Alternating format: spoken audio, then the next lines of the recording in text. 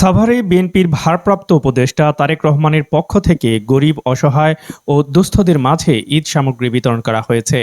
উপজেলার তেঁতুলঝোড়া ইউনিয়নে ইউনিয়ন বিএনপির সিনিয়র যুগ্ম সম্পাদক আব্বাস খানের সার্বিক সহযোগিতায় এ আয়োজন করা হয়। চলমান ঈদ সামগ্রী বিতরণ কর্মসূচিতে আজ প্রায় 500 গরিব, অসহায় ও দুস্থদেরকে এ ঈদ সামগ্রী দেওয়া হয়।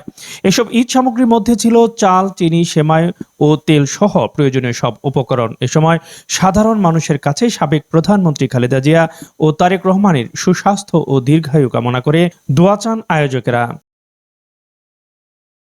খালেদা জিয়া, তারেক রহমান সাহেব সব সময় বিএনপি গরিবদের পাশে ছিল, এখনো আছে, আগামী ভবিষ্যতেও থাকবে জনগণের পাশে, গরিবদের পাশে। আমরা গরিব দুঃখী সবাইকে নিয়েই আমরা একসাথে উদযাপন করব। আপনারা সবাই খালেদা জিয়ার জন্য দোয়া করবেন, জনাব তারেক রহমান সাহেবের জন্য দোয়া করবেন।